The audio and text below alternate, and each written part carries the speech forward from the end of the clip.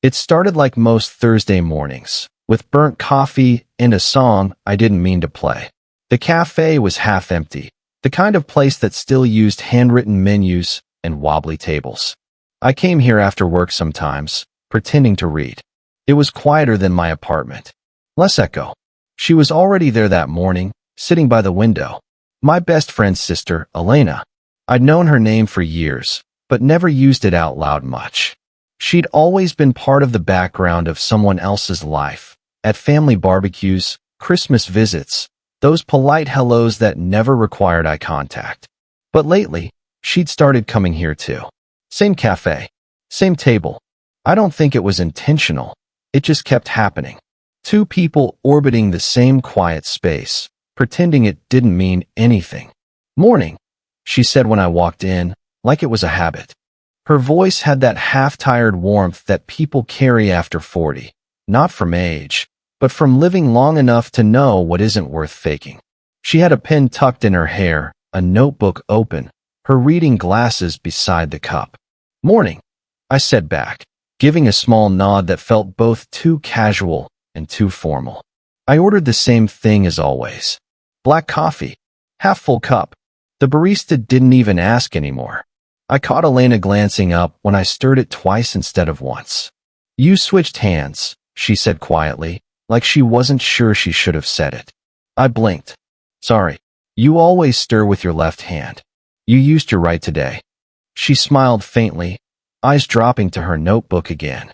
I laughed under my breath, not really because it was funny, but because it was disarming. Who notices something like that? "Maybe I'm ambidextrous," I said. "Maybe you're distracted," she replied, still writing. Her pen tapped twice against the paper. That sound stayed in the air longer than it should have. There were a dozen things I could have said then. Easy things, meaningless things, but the moment closed like a window. I went back to pretending to read, though I didn't turn a page for 20 minutes. She didn't look up again, but I could feel her attention hovering somewhere near the edge of my sleeve. That's how it was with her. Not overt, not flirtatious, just aware. Around noon, the light shifted. She packed her notebook, slid her glasses into the case, and stood. Her hand brushed the table as if she was checking it for something she'd forgotten. "You'll be here tomorrow?" she asked, eyes somewhere near my cup. "Probably," I said. "You?" She hesitated. "Maybe." Then she smiled again, that small, unfinished smile, and left. I sat there until my coffee went cold, phone face down on the table. I typed a message to her brother twice. "Hey, ran into Elena again today," but deleted it both times. It felt like saying too much. When I finally picked up my phone, there was a new notification. Not from him, from her. "Elena, you left your notebook last time. Want to pick it up tonight?" I looked at the text for a long time.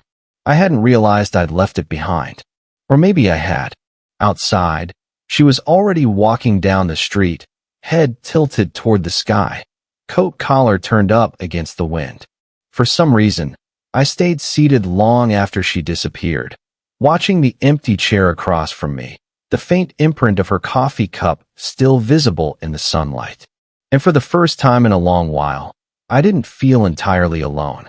But I wasn't sure if that was comforting or dangerous. She lived just 2 streets over, in a quiet duplex with overgrown lavender by the gate. I told myself I was only going to pick up my notebook, but the air already felt charged before I knocked. She opened the door in a soft sweater, sleeves pushed to her elbows, hair slightly messy, the kind of undone that happens when someone stops caring how they look for the day. "Hey," I said, trying for casual. "Come in," she replied, stepping aside. The house smelled like mint tea and something faintly citrus. I noticed my notebook on the table, wrapped in a newspaper to keep the corners flat. "You take better care of my things than I do," I said. She smiled. "Editor's habit. I can't stand bent pages." That's how I learned she used to edit manuscripts. She told me, almost in passing, that she quit 2 years ago after her divorce. "I thought I needed a quieter life," she said, "but quiet can get loud after a while." I didn't know what to say to that. I just nodded and sat, letting the silence fill in the rest. She poured tea for both of us. No sugar, no lemon, just warmth. We talked about small things, the noise from the construction site, a movie she half-watched, a recipe that went wrong. But every pause felt heavy, like there was something waiting underneath it. She looked at me once, really looked, the kind of glance that checks if you're listening, not just hearing. "You and Daniel still close?" she asked, meaning her brother. "Yeah," I said, tracing my finger along the rim of the cup. "We talk, not as much lately. Life, you know."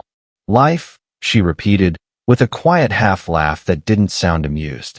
She showed me an old photo then, Daniel and me from college, grinning with bad haircuts and sunburns. She studied it longer than I expected. "You were both just kids," she said softly. "Hard to believe how much time runs through people." I could have said something easy, like, "We all grow up," but her tone made that sound too small. "Do you ever miss it?" I asked. She looked up. "What?" "When things still felt like they were just starting." Her mouth opened a little, but no words came. She just exhaled and shook her head, almost smiling. "Sometimes," she said, "but you learn to stop waiting for beginnings." The air felt still after that. When I stood to leave, she walked me to the door. I thanked her for keeping the notebooks safe. She said, "It's nothing," but her voice carried something else, a softness, or maybe a warning. Just as I reached for the handle, she reached too. Our fingers brushed, brief, accidental, but not meaningless. Neither of us moved for a second. Then she let out a quiet breath and stepped back. "Good night," she said. "Good night," I replied, though it didn't feel like an ending. It changed after that night. We didn't talk about the touch, the brush of fingers at her door, but it lingered in the pauses. She still came to the cafe sometimes, still sat by the window, but she never stayed as long. And I stopped pretending to read. I just watched the light move across her table. One afternoon, Daniel showed up out of nowhere. My best friend. Her brother. He dropped into the seat across from me, loud and restless, shaking sugar packets like he'd never outgrown it. "Man, you've been off the grid," he said.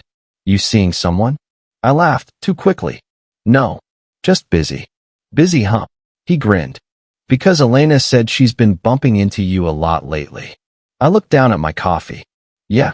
Same neighborhood, you know." He didn't notice my hands tightening around the cup. That night, I couldn't sleep. I kept replaying her tone, the softness when she'd said good night. What did she want? Or was I imagining it? Wanting to be wanted? The next day, I didn't expect to see her. But there she was, in the hallway of her building, fumbling with groceries. "Need a hand?" I asked. She hesitated. "You don't have to. I want to," I said, before I could stop myself. Inside, the same quiet. Mint tea, papers on the table, half-read novel. She moved around the kitchen, setting things down slowly. I could tell she was thinking. About me. About what Daniel might have said. "Your brother dropped by yesterday," I said. That made her pause. Just a fraction. "Oh, yeah." He asked if I was seeing anyone. Her hand stilled. Then, softly, "What did you tell him?" "That I wasn't." She nodded, eyes on the counter. "Good." The word caught me off guard. "Good. I just mean," she trailed off, picking at the plastic on a lemon. "It would make things complicated." Things. Us. Talking. Seeing each other. I wanted to ask what she meant, if she thought about me when I wasn't there, but the silence stretched too long. She broke it by pouring tea into 2 cups, her movements too careful. We sat opposite each other, the air thick with everything unsaid. She looked up finally, her expression unreadable. "You're kind," she said. "That's rare." I shook my head. "I'm not." "Not really." "You are," she said quietly. "That's the problem." The clock ticked once. Twice. Her hand rested near mine on the table, just close enough that I could feel the warmth from her skin. She glanced at me, lips parting like she might say something, or maybe stop me from saying it. The moment tilted, close enough to taste the words we weren't supposed to say. Then the kettle clicked behind her, sharp and ordinary, pulling her back. She stood, turned away, and said softly, "You should go before the tea gets cold." I did. But I couldn't remember the walk home. Only the way her voice trembled on that single word, should. It was raining the next time we saw each other. Thin, steady rain, the kind that makes sound feel softer. I found her sitting on a bench under the awning near the bookstore, umbrella half open beside her, watching the drops collect on the edge. I almost kept walking, but she looked up. "You'll get soaked," she said. "Already am," I said, sitting anyway. She smiled a little, but her eyes were tired. "You shouldn't make a habit of this." "Of what?" "Finding me." I didn't answer. The air smelled like wet pavement and paper. For a while, we just watched the rain streak the window across the street, a reflection of two people pretending they were fine with distance. She broke the silence first. "Daniel's coming by next week. He wants to fix the cabinet." I nodded. "That's good." Her hand brushed against her coat pocket, fidgeting. "He asked if I was seeing anyone." I felt something twist inside me. "And?" I said no, she said. "It's easier that way." There it was, that same careful restraint that made everything between us ache a little more. I wanted to ask why she kept pulling away when she was the one who noticed my coffee habits, my pauses, the way I switched hands when I stirred. But I didn't. Instead, I said, "You don't have to lie for me." Her breath caught. "It's not lying," she said quietly. "It's keeping peace." She turned toward me then, eyes sharp, then soft, then sharp again. "You think I don't notice? The way you look at me. The way I let you." The words hit harder for how calm they sounded. "I wasn't." "Yes, you were," she said, cutting me off gently. "And so was I." The rain deepened, a low hush. I felt every drop through the pause that followed. She exhaled, finally meeting my eyes. "You're 25, right?" 26. "Right. I was married before you finished high school." "I know." She smiled, not fondly, not sadly, just like someone acknowledging gravity. "Do you?" she said. "Because it doesn't feel like you do." I wanted to say that age didn't matter, that connection didn't need permission. But the words felt clumsy, young. She'd lived enough to know that saying something didn't make it true. So I said nothing. She leaned back against the bench, rain still whispering above us. "You remind me of how I used to feel," she murmured, "before I started second-guessing everything I wanted." Her voice cracked a little, then steadied. I turned toward her. "And now?" She looked away. "Now I just try not to want." I could see her pulse flicker in her throat, the faint tremor of her hand gripping the umbrella handle.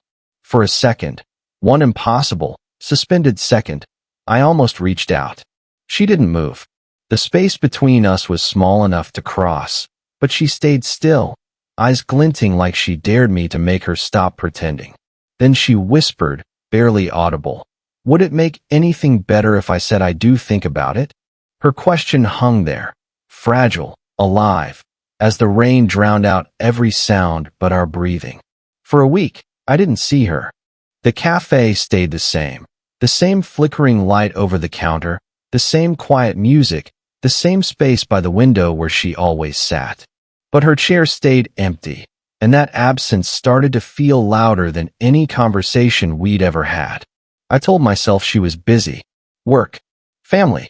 Maybe the rain had kept her home. But by the third morning, even the barista noticed. "She's usually here before you," he said, half teasing.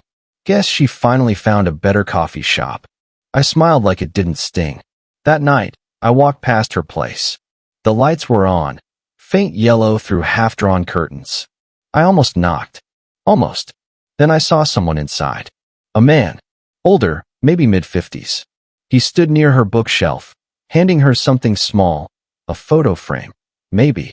She took it with both hands, smiling that soft, tired smile she always tried to hide. My hand froze midair. I stepped back before I could think. The air felt heavy, like the kind that sits before a storm, waiting for permission to break. Days passed. I tried to convince myself it wasn't what it looked like. Maybe he was a friend. Maybe her ex-husband. But the logic didn't matter. It was the way she smiled that hurt. Not the fact that she did, but that it looked real. So I stopped going to the cafe. Stopped walking past her street. The distance felt cleaner, at first. Then it didn't. One night, Daniel called. "Hey," he said, laughing into the phone. "Elena told me you helped her with groceries a while back. She said you were a lifesaver." My chest tightened. "Yeah, it was nothing. She doesn't ask for help often," he said. "She's been seeing her ex again, you know. I think she's trying to start over." I didn't say anything. The silence stretched too long, and Daniel filled it with a sigh. "Anyway, I'm glad she's getting out of her head. It's been rough for her." When he hung up, I just sat there. The room dim, phone still warm in my hand. That night, I opened my notes app and typed out a message. Not a confession exactly, just something true. "Elena, I didn't expect you to disappear like that. I just hope you're okay. I keep thinking about the ring." I stared at it until the screen dimmed. Then I deleted every word. Not because I didn't mean it, but because I wasn't sure what it would change if she read it. The next morning, I went back to the cafe. Same table, same cup, her seat across from me still empty. A small draft came in from the door, flipping my napkin over like someone had brushed past. For a moment, I looked up, half expecting to see her. She wasn't there, and I didn't feel heartbroken. I felt paused, like life forgot to finish the sentence. It was almost winter when she came back. I was walking home from the station, cold air biting, hands stuffed in my pockets, when I saw her outside her building, fumbling with her keys. She looked different. Heavier coat, paler face, same quiet presence that always caught me off guard. She turned when she heard me. For a moment, neither of us said anything. "Hi," she finally whispered. "Hi." Her breath fogged in the air between us. We stood there like strangers who remembered something they weren't supposed to. "I heard you were seeing someone," I said. The words came out softer than I meant. Her eyes lowered. I thought it might help." "Did it?" She shook her head once. "He wanted me to be the person I used to be. I couldn't." I nodded, because I understood the ache of being looked at, but not really seen. "Can I come in?" I asked, though it felt more like a plea than a question. She hesitated, then stepped aside. Inside, everything was the same. Mint tea smell, the hum of her old heater. My notebook was still on the shelf where she'd once left it for me. She poured tea without asking. I stood there, watching her move, slow, deliberate, like she was afraid of making noise. "I missed this," I said. She didn't look up. "This? Just being here." A faint smile touched her lips, then faded. "You shouldn't have." "I know," I said, "but I did anyway." Silence settled again. The clock ticked. Somewhere outside, a car passed. "Finally," she said. "You make me feel stupid." I blinked. "What?" "For wanting something that doesn't make sense." She looked at me then, eyes bright but steady. "You're too young. I'm too past it. I keep telling myself I should know better." I swallowed, words catching somewhere between my chest and throat. "You do know better," I said quietly. "That's why it hurts." Her breath trembled, and something in her expression softened, the kind of softness that comes right before breaking. "I tried to stop thinking about you," she admitted. "But it's like trying not to think about breathing." The air between us went still. I stepped closer, slow enough that she could stop me if she wanted to. She didn't. Her hand brushed mine, small, cold, deliberate. It wasn't a kiss. It wasn't even a promise. It was just contact, the kind that says everything's already been said, even if no one said it out loud. She looked up, eyes damp but calm. "What are we doing?" she asked. I exhaled, a shaky kind of laugh caught in it. Trying not to ruin something that already feels ruined. That made her smile, a quiet, tired smile. Then she whispered, "Okay, just that." And somehow, it felt like the only thing left that was honest. Time didn't stop for us. It just softened. Winter folded into early spring, the kind that still smelled like rain and thawed earth. I still went to the same cafe, still ordered the same half-full black coffee. The barista stopped asking for my name. He already knew. Sometimes she came in too. Always later, always with her notebook and that small, tired smile. We never sat together at first. Just close enough that our reflections met in the window when the light shifted. Eventually, It stopped feeling strange. Daniel moved out of state for work. He called less often, which made things easier, though neither of us said so out loud. Elena started editing again, smaller projects, quiet stories. She said she liked being back in other people's words. I started sketching designs for a friend's architecture firm. Weekdays blurred, but they felt fuller. Some nights, she'd text, "Mint tea or coffee tonight?" I'd answer, "Coffee." Always coffee. And that was enough. One evening in late April, we walked together. Same bench, same awning by the bookstore. No rain this time. Just the sound of the city breathing at a distance. She handed me a thermos, the same silver one she used that first winter. "Mint tea," she said. I grinned. "You're converting me?" "Not yet," she said. "But I like watching you pretend to hate it." I took a sip. It wasn't terrible. We sat in silence for a while. A couple walked past us, laughing. Somewhere a bus hissed to a stop. The world felt ordinary again, and maybe that was the point. She looked at me, the lines near her eyes soft in the fading light. "I didn't think it would turn out like this," she said. "Like what?" "Peaceful." I thought about all the pauses we'd lived through. The near confessions, the almosts, the unspoken things that had stretched us thin. And now, somehow, it all felt like breathing again. "You used to stir with your left hand," she said suddenly. I laughed. "You remember that?" "Of course." That's when I knew I'd already noticed too much. She leaned her head against my shoulder, the kind of gesture that didn't ask for anything back. I felt her exhale, a quiet surrender to whatever this was, not perfect, not certain, but ours. When I walked her home later, she paused at her door. "Tea tomorrow?" she asked. "Coffee," I said. "But maybe mint after." She smiled. "Compromise. I can live with that." Her hand brushed mine, familiar now, no longer trembling. "Good night," she said. "Good night." I don't think we ever said love. We didn't need to. It lived in the pauses, the sound of her kettle clicking off, the smell of black coffee cooling beside a mint leaf, the 8:47 a.m. sunlight on her table. Some stories don't end in declarations. They just settle. And if you listen closely, you can still hear the quiet of it. Two lives that almost missed, finding a way to fit.